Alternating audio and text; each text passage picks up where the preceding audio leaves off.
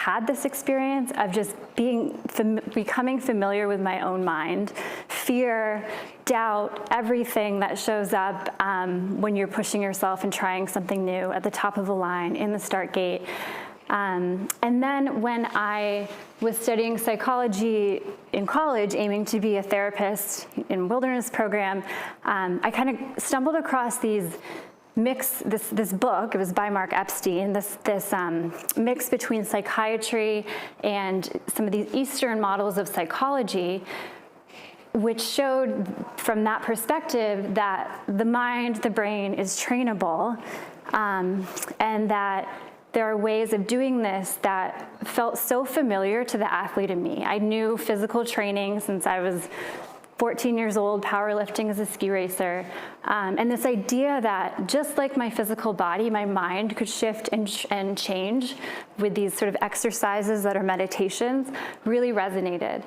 These practices are also very body-based, even though mindfulness sounds like it's all about the mind. It's really about connecting to our senses, our sensory experience, and I had a deep trust in my body as an athlete as well. So veered that direction away from therapy into these mindfulness-based interventions. Aimee and I both teach our meditation and yoga practices to a whole variety of audiences, but this one for me is the one that is really personal. This is the community that I connected with, sort of has, I feel most at home in the natural world. And so this idea that there is an intersection between the outdoors and mind-body health, I think can feel very natural because, we go out there and we're moving our bodies, and maybe we have these experiences that are, like Lonnie described here, are really kind of high, extreme, or different from the day-to-day. And at the same time, what we also want to point out is that, yes, this ability to train exists. There's that kind of link between awareness that we can optimize. And there's also this load that we'll mention a bit more. But so for me, it looked like early on, this load started piling up pretty quickly. When I was 15, in ski racing. That was the first time that an athlete that I looked up to passed away from a training accident.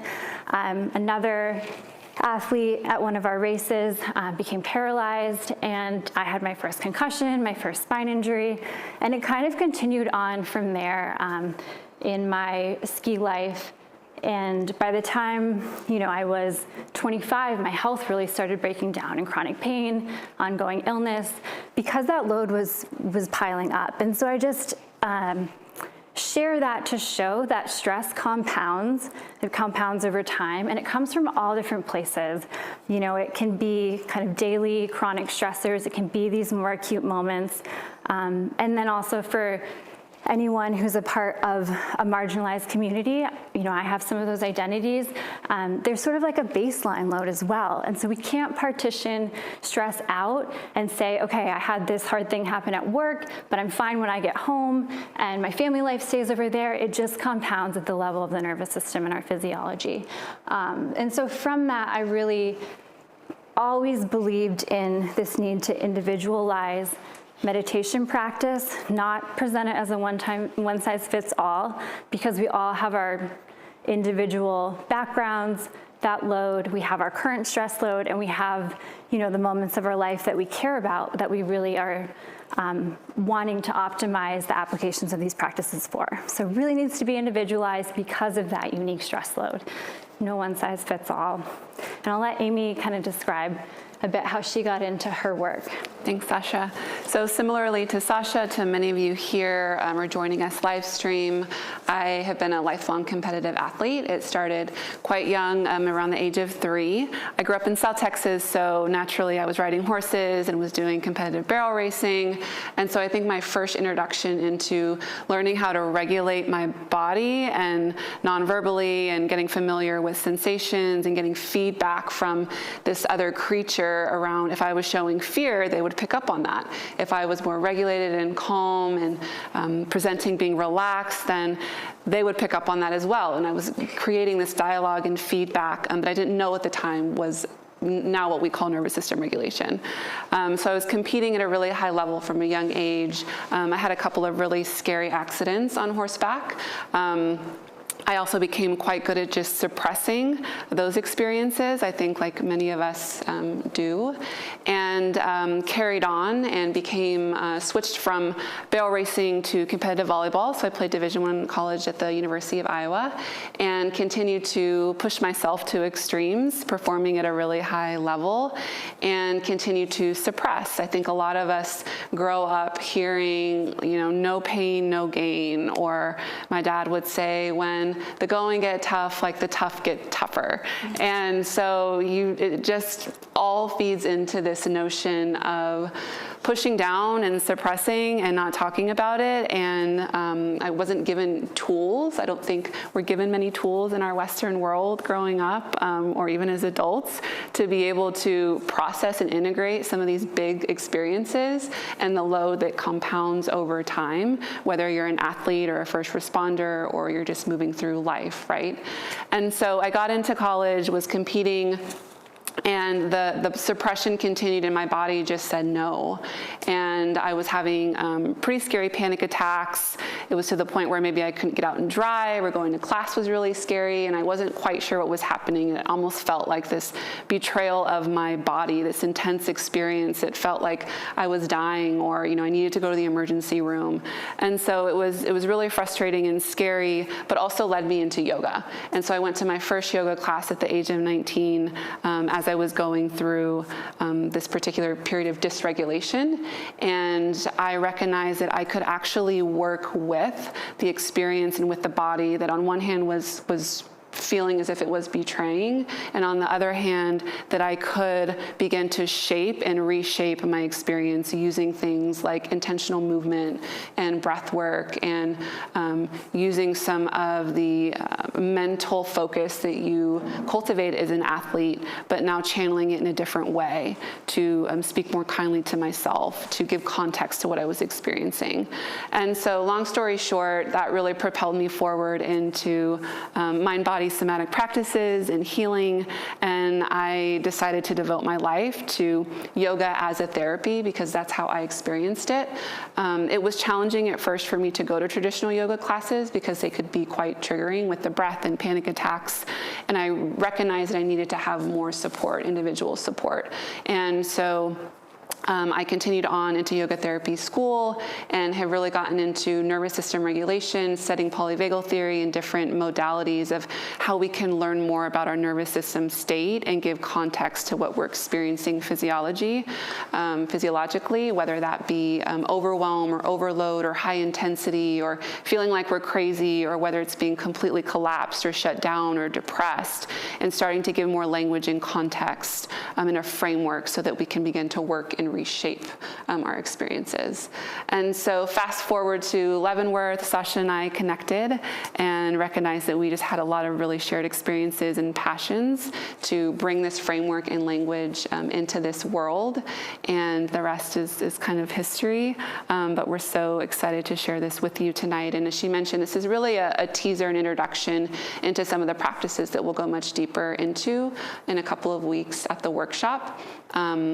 But I'll pause there. That's a little bit of our why, but we'd really like to turn it over to y'all. And I had a brief conversation with Tom here, who shared a little bit of his story and his why, but if anyone else is willing to share about what sparked your interest in being here tonight, whether you are an athlete or a first responder, or you have experience with mind-body training, or you have no idea and you were just really curious, anyone willing to share with us? And we know we're a small group, so no pressure either. You can see in hearing our stories why we are doing this together and why we like hanging out and walking some parallel different paths. Yeah. Well, I'll share a conversation. Were you going to share?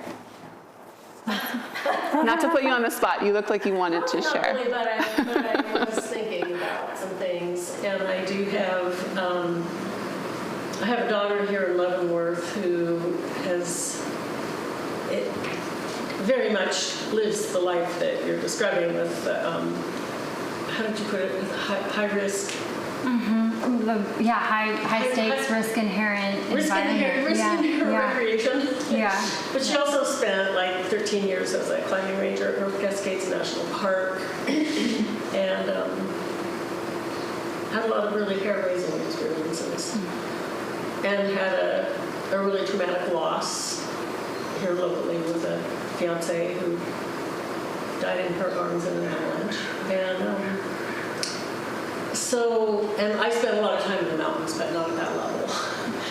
But I'm very interested on my own behalf, just because I do a lot of hiking, walking in places where there are risks. And I generally do that alone. But then I also have like family connection. And she was actually willing to come tonight, but she has a friend from out of town that suddenly stopped in and spending the night. So to me, all information is good, and I'm just interested in what you have. Yeah, we really appreciate you sharing that and being here for yourself and your own information, and also with your daughter in mind. Yeah, and we say these things out loud because we know our stories are not unique, and we want this conversation to happen. And so even if you don't want to share now, we can say some of those things for all of us, maybe, or for people you care about as well. Yeah. Thanks. Okay. You can share if you want to share mine what you gathered from me. I would love to, thank you. I was having a conversation with Tom here, who came up prior and said, I'm not a first responder, I don't rescue people from grizzly bears, but I do operate sometimes what feels like a high intensity and a high level of stress, and I'm really looking for solutions to support me de-stressing that maybe don't rely on external sources. And I think that is a very common theme that we see. In our Western world, we're not taught to connect within ourselves and even remember that we have this power to regulate and to de-stress. And in a world that really encourages disconnection and prescriptionizing and external influences and alcohol to be able to regulate, it can be challenging to tap into some of these practices. But I just commend people like Tom and all of you who showed up who are curious about other ways to feel more connected with yourselves and with others around you, because we are social creatures designed to be able to engage and share. And when we are in chronic stressful states or experiencing overload, so collapsed and overwhelmed that we can't connect with others, that isolation really has an insidious effect. So thank you all for showing up. Yeah, thanks, Tom, for I want to share. I really related to your guys' stories. I used to be an athlete, competing for many years, and I did not meditate at that time. I think that my training and my racing was my way of meditating, and I was very physical. And it all stopped one day when a guy wasn't paying attention to his driving, and he hit me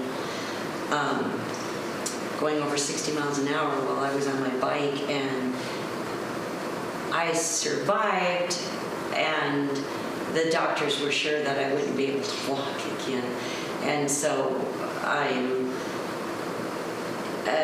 my life, I'm just trying to change from living in this physical way of expressing myself to, I went through the whole thing, the wheelchair, the walker, the crutches, the cane, but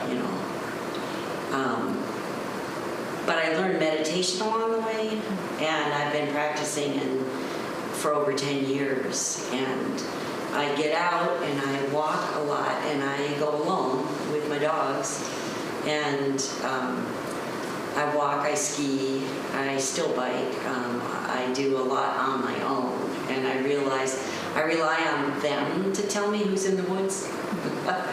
If there's bear or cougars or coyotes or whatever, it's their signals that I get, and then I always maybe I shouldn't be here, or maybe there's a better way to, but it's, the tools that I've learned through the meditation have really helped ground me and allow me to face a whole different way of living. So I'm here because I want to hear what you guys have to say about it and share it with other people, because it's always an adventure.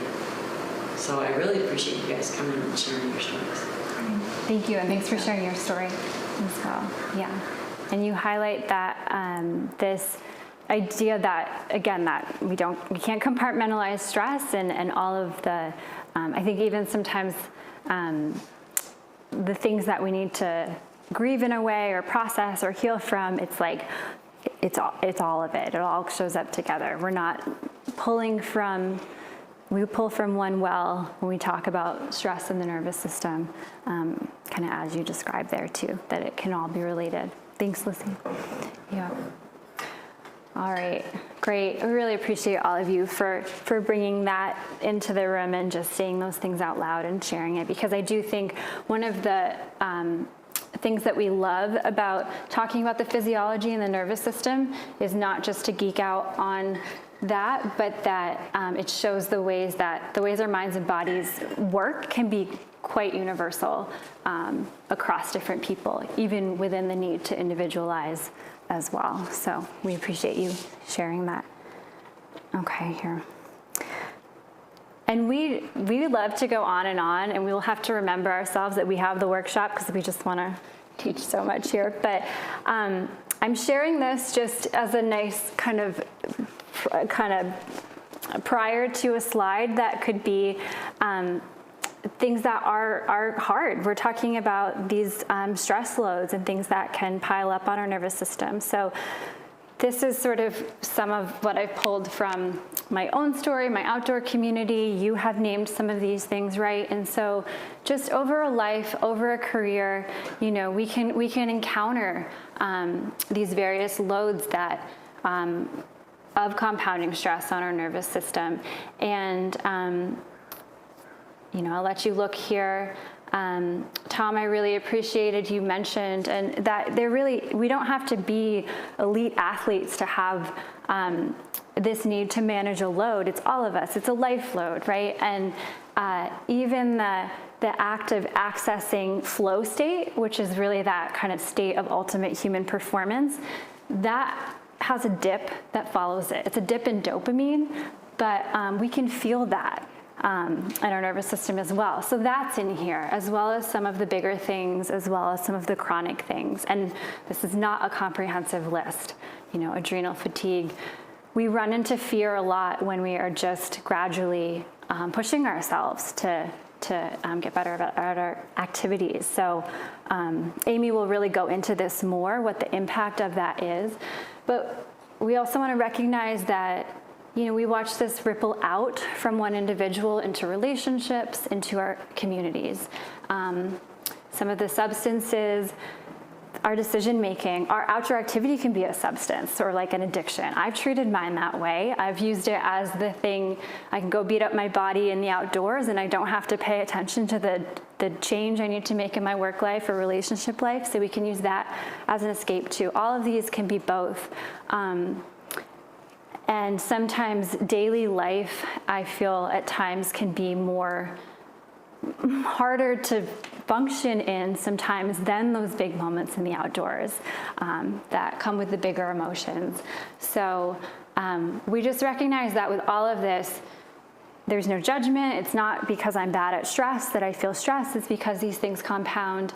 And even the ways that we are looking for nervous system regulation that might sort of could have a line that falls into coping in a way that is addictive or causing issues in life, it's still a taking care of yourself via trying to regulate initially. And then maybe at some point we have to look at the real impacts of relationships in life. But we're all really working with what we know. And I think our bodies and minds are wise, and we're constantly trying to regulate. Even if we grab for it in things like reckless decision making or anything else, right? So, okay. Just some more quotes from some more athletes in the outdoor community. And this article is a bit old at this point. It's 2016, but this was a National Geographic article, and Aimee and I synthesized it, but some of the most popular ski towns in the US have 2 to 3 times the national mean rate for suicide at the time that they wrote this article. So there is starting to be a conversation about why in these outdoor communities, when we're in these beautiful places, there's plenty of awe. Awe is a positive emotion with a protective buffer. We still sort of are seeing these impacts on mental health. So. And a few more quotes here highlighting the impact, the load, the stress and the suffering that happens more from the first responder perspective. And we wanted to put this up here to show the parallels and the crossover between, you don't have to be an athlete to be a high performer. First responders, search and rescue, firefighters, police department, they are also high performers, but it is considered normal to experience these high stress loads every single day. But what are the tools and the resources that are provided and spoken about and encouraged to be able to offload and be able to reset and to balance themselves out? Thinking about, I was having a conversation with a local firefighter who's been in his career for 25 years, and he was speaking to the load of the emotional backpack that not just first responders and firefighters carry, but we all do. And it's like this internal injury and insult that you can't necessarily see the way you would if you got a physical injury and you cut your arm and you could see the healing and you could provide the sutures. It's this internal wound, and it's this backpack that just slowly gets bogged down with the rocks from every experience that maybe you push aside or you're not sure what to do with. But at some point, the invisible backpack will start to spill over. And at that point, what does that look like? Is it a complete breakdown? Is it a nervous system meltdown? Is it completely shutting down and not being able to engage with your family or have joy on trips, or numbing out or engaging with substances? So I just thought it was important to highlight that in the crossover and the parallels that happen in all risk-inherent environments and really in life. And I think it's really important to continue this discussion. Why we wanted to have this discussion is that storytelling, and not just statistics, but hearing different stories, hearing our story, hearing your story, is really what builds awareness. As social creatures, the shared experiences are really what's going to continue to motivate and inspire you as individuals and as a community to continue to talk about these issues so that we can start to look at doing things differently.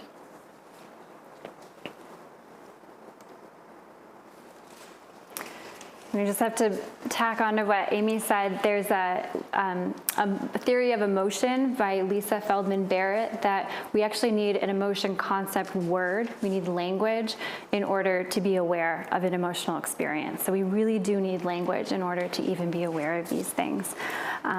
We are going to do a short practice here. And you are not supposed to feel calm or relaxed or feel different at all with mindfulness meditation practices. It's really meant to just be an opportunity to train awareness, to bring your attention to your current experience so that you can notice things like thoughts, sensations, other people around you, the environment, sounds, and use that information to then have more choice in what you do next. So don't need to feel calm, don't need to feel different, just seeing if you can be aware of what's here right now. The body is here, things go on in the mind. So again, you can just try your best to get comfortable in the position that you're in sitting here. And your eyes can be open or they can be closed, whatever is most natural, whatever just allows you to pay attention to your own experience. Anything that supports your ability to pay attention is fair game when we're training mindfulness. And so first you might just feel the position that your body's in, noticing that you can feel your feet against the ground. There's a weight, there's a contact, a pressure, that sensation of foot against the ground. You might notice that you can bring attention to your face, and perhaps you can feel the facial expression that you're holding. And so the body is our first opportunity to regulate, And so we're both trying to be relaxed enough in our body, but not so relaxed that we're falling asleep, and alert enough that we can pay attention. So just taking the opportunity to adjust the position of your body to allow it to be relaxed and alert at the same time. Maybe you sit up, maybe you relax back into the chair. And this might support the ability to find that relaxation and alertness at the same time in the mind, kind of that sweet spot of awareness, of mindfulness. And so first bringing attention to the breath, if that is available to you. If not, you can always bring your attention back to that experience of your body sitting here or something that you see, opening your eyes. If you're using the breath to anchor your attention, just feeling the breath somewhere in the body, wherever you can notice it. Maybe it's the sensations of the air moving at the area of the nostrils, moving in and out, across the upper lip, into the body, the area of the nostrils, and out again. Or maybe where you feel the breath is somewhere at the ribs or the belly, feeling how the body expands as you inhale and then relaxes and softens as you exhale. And we're not trying to change the rhythm of the breath, we're really letting it move in its own natural rhythm, however it's moving right now. And we're just seeing if we can feel sensation, the sensations of breathing. You might count each breath just for a few breaths, feeling sensations of the breath. And then bringing your attention now, the invitation is to notice hearing, sound.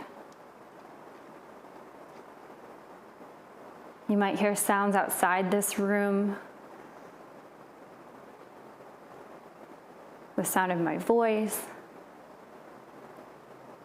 You might hear sounds that are background and they persist, they continue. Or sounds that show up and then fade away. And it's like listening to music. No need to force it or do anything. It's really a receptive awareness, just bringing attention to the ears, noticing sound.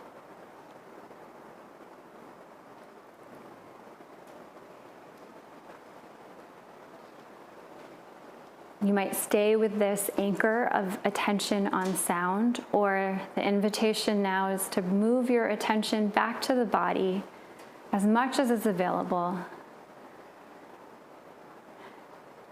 You might scan through the body from your feet on up to your head, noticing sensation or lack of sensation, no sensation, that's my experience.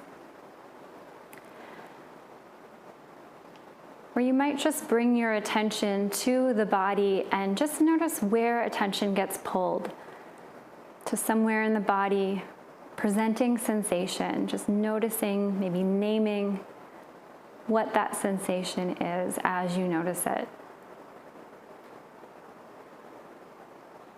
Texture of my shoe, clothing against the skin, heat, coolness, tight muscle, anything, just noticing, naming sensation.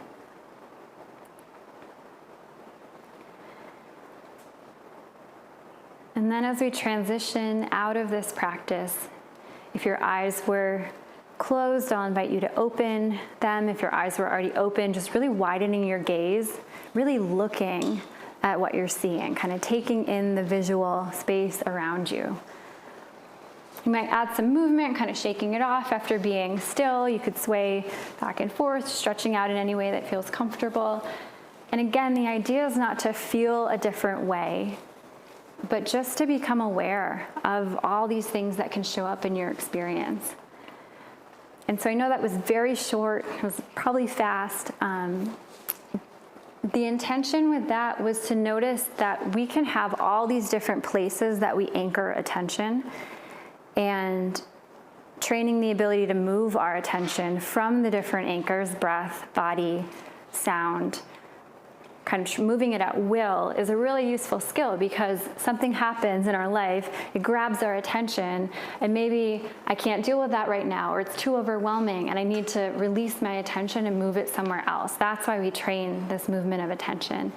And so the reflection for you is to notice if any of those anchors, breath, somewhere in the body, sound, for some of us it's sight, but is a neutral enough anchor that you could use that really as an anchor for your attention as you go through your day. Any activity, walking, at work, whatever it is, at the start of something stressful, just is any one of those neutral enough? It doesn't really spike, emotion or a lot of thinking in either direction. That could be a place to rest your attention. Maybe it's the sole of your feet.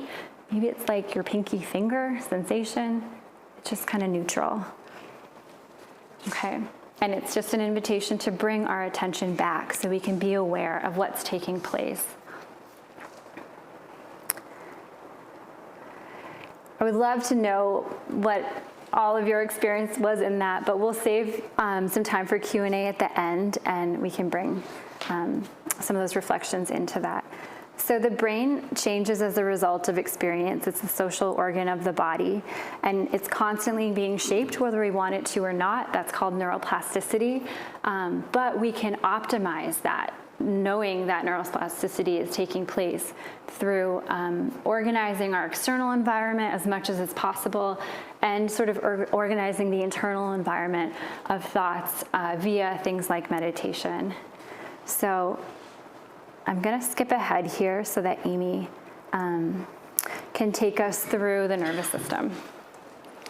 So we're going to switch gears for a moment and return to that idea of building a language.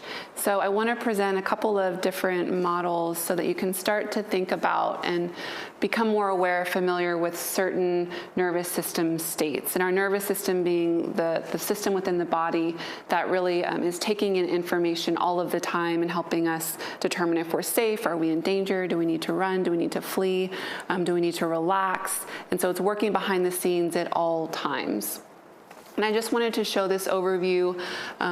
For this particular model, we're really looking at the parasympathetic and the sympathetic. So you have your central nervous system, which is the brain and the spine, and that's really about becoming familiar with your internal environment, what's happening physiologically.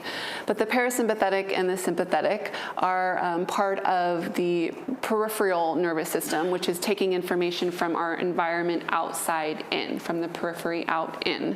And so the two branches of the parasympathetic nervous system, you might have heard it being referred to as the rest and digest segment of the nervous system, or the feed and breed. So just thinking about in your own experience, maybe today or yesterday, when you might have been in this space of rest and digest, this space of really just being. You're not really acting or doing. And so what's happening under the surface of the skin is that there is some stomach activity of digesting. You might have noticed some gurgling after you eat a big meal. This is the side of the nervous system that turns on. Slow heartbeat that really mimics the body being relaxed. The pupils constrict rather than dilate. There's a glucose release. There's just an overwhelming or an overarching theme of being in a space of rest. And so then on the flip side, you have the sympathetic nervous system, and that's the state that most of us are in most of the time. And that is the action state. You might have heard it being called the fight or the flight or the freeze state. And so we have to be in this state for a large majority of our day because we have to drive and move and do things and act. But it's when the load compounds and we're in this state for too long or more often than not, and we're not balancing out by relaxing into the parasympathetic, where things can kind of get a little wonky. And so just underneath the surface of the skin, when you're in that fight or flight, you might think about a time when your pupils dilate, you feel your heartbeat racing, the blood is rushing to your muscles to be able to contract, to run, or to fight. So just wanted to give some context to what's just not happening like mentally and emotionally, but actually within the body. Getting familiar with the physiology and the cues that your system is sending you. And so this is a framework for understanding the mind, the body, as it reacts to adversity or overload or a stressful situation or a traumatic event, fill in the blank.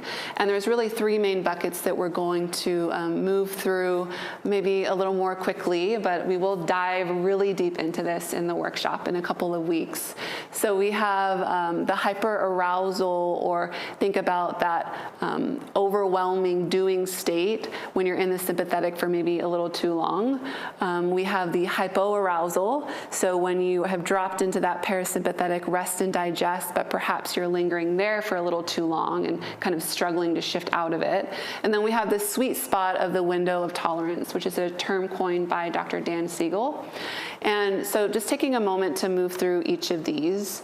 That sympathetic nervous system state, oftentimes called hyper-aroused or over-aroused or high intensity, is when there's stress, but the stress becomes too stressful for you to handle. And so it's kind of like you're stuck on the on button where you need to go, you need to act, you need to do. This can look like mentally and emotionally anger or defensiveness, maybe some rage, you're not quite sure why. I've heard from clients I just feel like I'm going crazy. I feel like I'm always on, I need to be doing something. The feeling of panic or overwhelm. And so going back to more of the physiological states, there's the muscle contraction, the breath quickens, there's too much energy, you're in that sustained fight or flight moment. And so I'm sure for most of you, you can think about a time in the last week where maybe you've been in this space. We move in and out of this space throughout our day. You're driving and a dog runs across the road. You might feel that jolt. You're in a sympathetic state. You might be in hyperarousal for a moment, but then you regulate. So this is really when you're stuck for an extended period of time in that on switch. And then you have that hypo, that down-regulated space. This is when stress becomes stressful and it's too much, but rather than being in the on mode, you're more in the off mode. So you dip down into a space of collapse or depression. You don't want to get out of bed. It's been a long weekend. You were on the mountain for 3 days and it's the Monday following and you're feeling that slump. The mental and emotional attributes of this would feel maybe like the exhaustion or that giving up, that kind of just numb feeling. Dissociation can happen here. There's low muscle tone, even apathy. And then physiologically, the breath shallow, maybe a slow decrease in heart rate. There's essentially too little or lack of energy or motivation to find that sweet spot of balance. And that's really the goal, is to be able to oscillate and fluctuate between the action state and the restful state in an appropriate way and timeline. So now the sweet spot, that window of tolerance, and you can actually think about a window that you can peer through and peek through. So the smaller your window of tolerance, typically the less stress that you can quote unquote handle without maybe getting hyper-aroused or hypo-aroused. So when we think about why we want to explore these different mind-body training practices, it's so that we can widen our window of tolerance, so that we can have the appropriate arousal and oscillation to be able to stand firmly with one foot grounded in this sense of, I got this, I can handle this, and then maybe dance into action state, dance into that restful state. And so this also mimics, from an athletic performance standpoint, that flow state of just feeling like you are moving with ease and steadiness. There's patience, that relaxed alertness that perhaps you experienced when Sasha was guiding us through that brief meditation. There's an ability to be curious, to be aware of yourself, to be aware of others. There's access to joy. There's clarity in thinking and performance. And so I think one misconception with this window sweet space is that I'm supposed to be here all of the time. This is the goal. And that's not the case. We have to be able to oscillate and move up and down and be able to regulate and upregulate, if you think about it in that way, or to move from a hyper to hypo and be able to land somewhere in the middle. And I think this slide provides a really nice visual of what that could look like. So say you experienced a traumatic stressor or adversity or a shock to the system or an injury of sorts. That's the event. And just thinking for yourself, do you tend to shift more into the hyper aroused, so like that stuck on state where there is the hypervigilance and maybe there is the sleeplessness, some hostility, rage, anxiety, an inability to relax? For a lot of us, we shift into that state, into that stuck on state. For some of us, and in the hierarchy of the nervous system that I won't get too deep into, our first instinct is to switch on into the action state. And if we stay there or it becomes too much, our body will naturally drop us into the hypo-aroused state, which then looks like, okay, I can't fight, I can't flee, we're just going to put you down. And that would look like the hypo-arousal. The exhaustion, the flat affect, the chronic fatigue, the maybe emotional deadness or disconnection. Perhaps you've been in this space before, someone you know has been in this space. So just bringing a little language and context to what that would look like, I think is really helpful. And then seeing the oscillation so that you or perhaps someone you know, you can support moving from one state to the next. And what might that look like? If you are in a hypo numbed out state, is there a resource or something that you can do to help you find a little bit of arousal to move back up into that middle sweet zone? Or if you are in that stuck on state, hypervigilance, that little bit of rage or anxiety or overwhelm, is there a practice or resource that you can use to help move down into that window of tolerance to deregulate, to de-stimulate? And then just showing that space of the optimal arousal as that window of tolerance. Yeah. I know this can seem at first a little heady and wordy. It's almost like when you're learning a new language, you have to see the words many, many times. But the more that you practice, and if you're curious to dive deeper into this, for me personally, learning some of these frameworks just gave such context to what I was experiencing. I didn't feel crazy, and I could start to change my relationship with a panic attack or this intense flood of emotion, or the feeling of being numb and depressed and not wanting to see anyone. It was no longer there was something wrong with me. It was, maybe I'm in a state of dysregulation. What's going on in my environment? What's going on in my world? What do I have control over so that I can shift? And it helped me be a better driver in the seat of my own life. And so before we get into our last little practice, I think if there's 3 words I would like you to take away from this, it is that the context and the choice and the co-regulation. So whether we are out in the woods or on a mountain, or we're driving, or we're in our own home and something has perhaps triggered us, fear in the sympathetic state is usually the most natural, and that's a natural instinct. We're wired to have that to help protect us and keep us safe.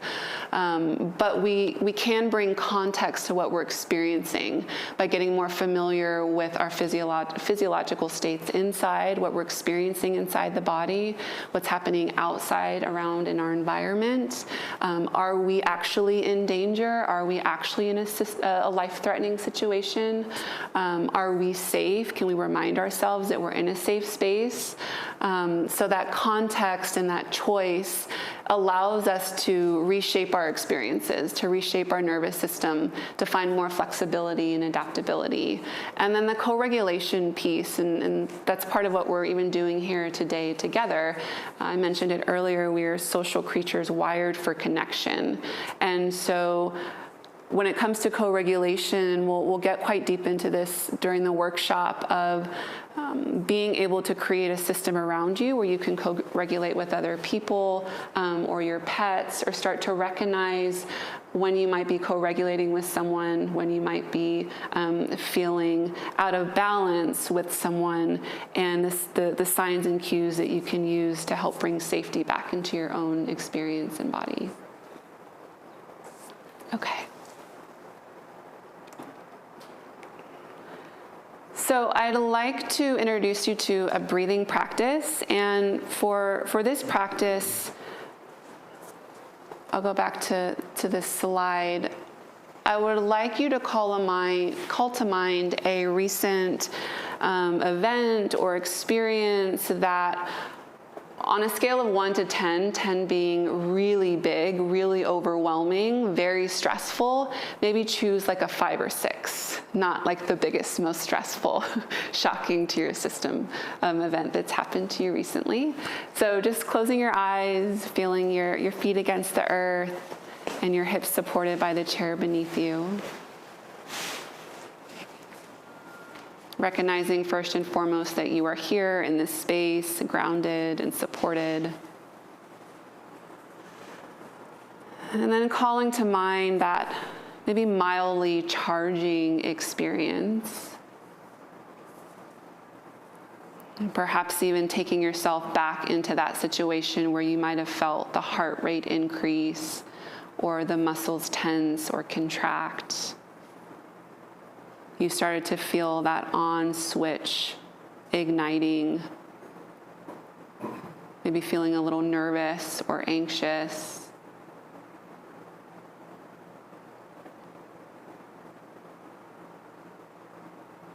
And now redirect your attention to your next breath in, sensing the breath through the tip of the nostrils and down into the chest, into the abdomen.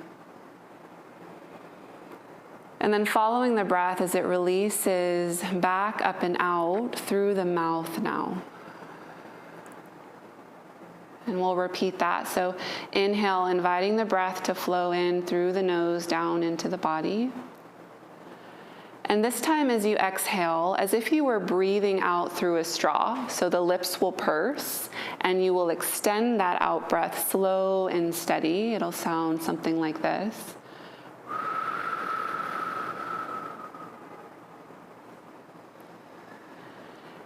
And then allow the next inhale to flow in naturally into the body through the nose.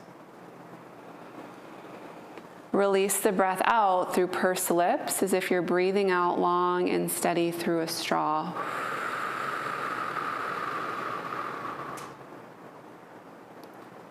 And just repeating that about 3 more rounds here. So the inhale just flows in naturally. You're not trying to suck for it or grasp for it. And then this gentle, slow, longer breath out. Maybe you feel the shoulders soften and the jaw release as you complete that exhale. And then allow the inhale to flow in softly. Release the out breath, slow and steady.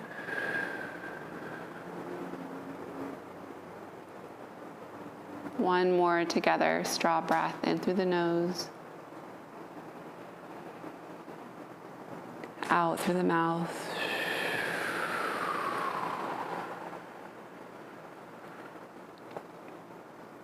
And then inviting the breath to cycle back in and out through the nose or the mouth or some combination of the two, whatever feels natural. And just notice internally, what state might you be in here? Is there a flavor and tone of that rest and relaxation? Is there perhaps a lingering flavor and tone of that sympathetic, more action or aroused? Maybe you're somewhere in between. Just noticing the pace of the breath and the heart rate. Maybe the speed of the thoughts.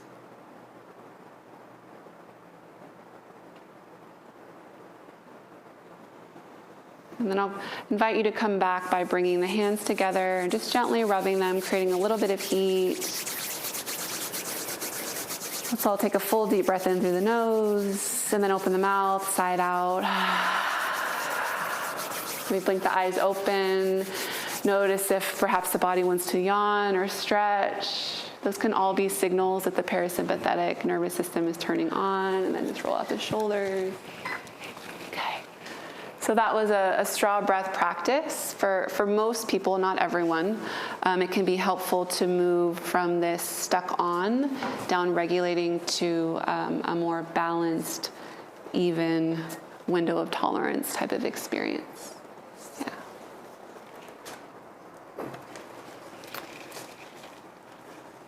Okay, so a quick recap. We did 3 practices. We'll give you 1 reflection to leave with.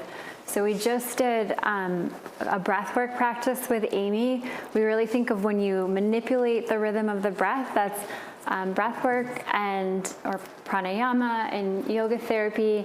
And there are so many different types of those. Some of them activate your nervous system, some of them downregulate like we just did. And so you want to pick accordingly based on where you are in that window of tolerance schema, right? If I'm already pretty frozen and hypo, maybe I don't grab for that one, maybe I grab for one that's activating, and vice versa. We did 2 meditations. There are many different types of meditation. They have different impacts. And again, we want to kind of use our window of tolerance to gauge, do I do this one before I go to work, before a big event? Or do I do this one? Or when I'm trying to transition and go to sleep, what do I grab for? So we did a mindfulness where we tried a couple different anchors to see if there's a neutral anchor there. And that's just to bring your attention back to this present moment so that you can notice what's in your experience that's normally out of your awareness, have more information, and then from that have more choice in how you respond. And that choice is big, as we saw, with bringing context, choice, and then the co-regulation as a way to shift into a physiology of safety and in our window of tolerance. We did a gratitude practice at the beginning where we kind of brought our attention away from the present moment, and we can do that type of thing with visualization and guided imagery, kind of calling to mind these other people, these other moments. So the reflection that we'd love to leave you with is just to notice throughout your day, maybe in the high stake moments or maybe just in the day-to-day, where you are in that window of tolerance, kind of visual representation of the nervous system. And if you're noticing you're pushed out into dysregulation, is there something that you can do to come back? Maybe some of those practices, movement can be really regulating as well. Anything that can kind of connect you to your senses can be a way to bring you back into the window of tolerance. Or, like Aimee said over and over, that social engagement also can help get us regulated back into the window of tolerance again. I think that's what we talked about. We'll end there. We really appreciate you. Unless, Aimee, did you want to add anything to our recap? Yeah. I think just adding the invitation to join us for the longer extended training of our talk tonight, happening on Saturday, June 29th. If you or someone in your circle could benefit from this type of practice and training, we would love to have them. We'll be going through a couple of different practices more in depth, so learning how to map your individual stress signature, gaining an understanding of how to optimize flow state and rest and recovery state, an understanding of how to self-direct your meditation training, some different types of meditation training, and different types of breath practices. We'll get a little more into movement practices as well. And then learning how to create a pre and post performance routine. And when we say pre and post performance, that can be like your performance routine to get up and take on the day, because that's a performance as well. We will be donating to the local Leavenworth Winter Sports Kids Club. So we appreciate you showing up for yourselves and also to support others. And on that note, we'd love to open it up to any Q&A. We appreciate you all so much being here and taking time out of your evening and your week. And we'd be happy to answer any questions.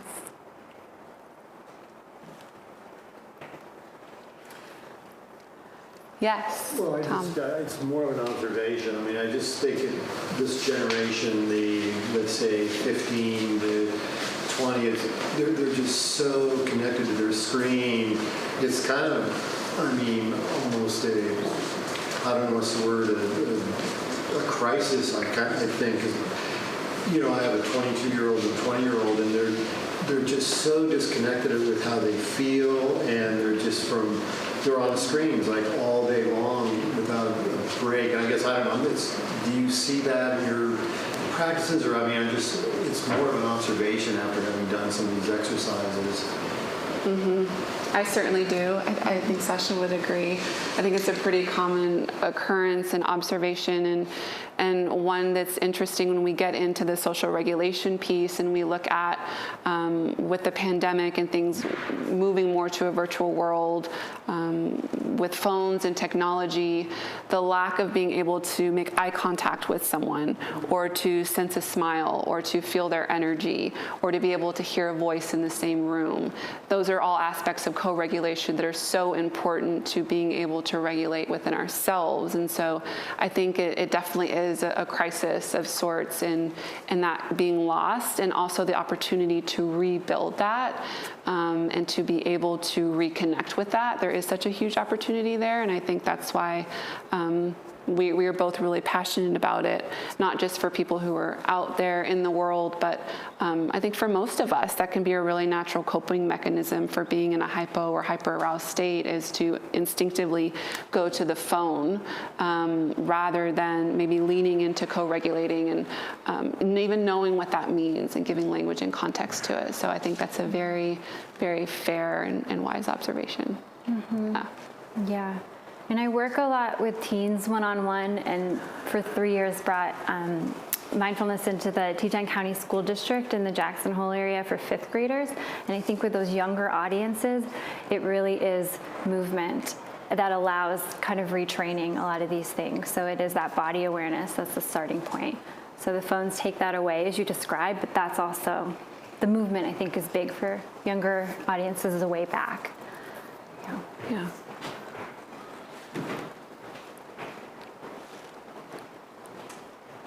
All right. I think that's a wrap. All right. Thanks, everyone. Thanks for joining us, y'all.